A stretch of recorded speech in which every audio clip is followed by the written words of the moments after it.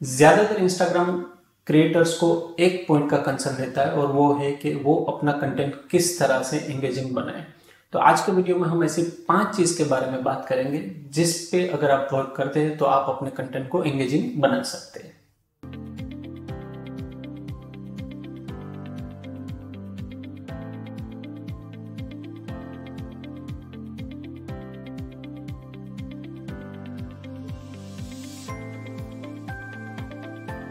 तो आज हम जो 5 पॉइंट्स के बारे में बात करने वाले हैं वो एक दूसरे से रिलेटेड भी है। तो स्टार्ट करते हैं। पॉइंट नंबर 1, आपका कंटेंट सर्चेबल होना चाहिए। अगर आप कोई कंटेंट पोस्ट कर रहे हैं और वो कहीं सर्च में अपीयर ही नहीं हो रहा है तो एंगेजमेंट का कोई क्वेश्चन ही नहीं आता है। इसलिए आपको हमेशा याद रखना है कि जब भी आप कोई कंटेंट पोस्ट करें तो उसमें रिलेवेंट हैशटैग्स का यूज करें, क्योंकि इंस्टाग्राम पे ऊपर जब भी कोई कंटेंट आपको सर्च करना है तो उसमें आपको हैशटैग्स यूजफुल हो सकते हैं, but only use relevant hashtags. अगर आपका कंटेंट सर्च में अपीयर हो रहा है तो आपको दूसरे पॉइंट के ऊपर ध्यान देना होगा और वो है your content should be readable.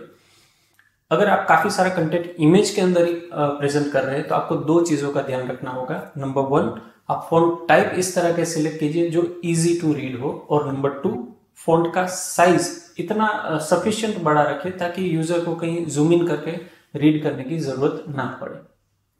चलो मान लेते हैं कि आपका कंटेंट रीडेबल भी है, तो आपको पॉइंट नंबर 3 के ऊपर ध्यान देना होगा जो है your content should be understandable.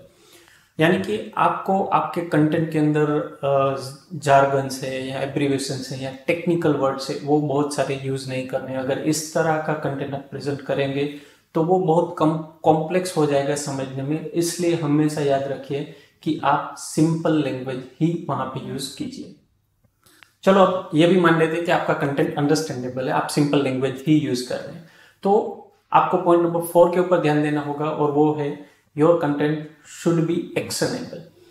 जब आपका कंटेंट कोई पढ़ता है तो वहां से नेक्स्ट प्रोसेस क्या है उसके लिए आपका कंटेंट उसे गाइड करना चाहिए, और इसके लिए आपको वहां पे कोई ना कोई CTA बटन या CTA वर्ड यूज करना, कॉल टू एक्शन वर्ड जिसे हम बोलते हैं, जैसे कि DM me, email me, call me etcetera.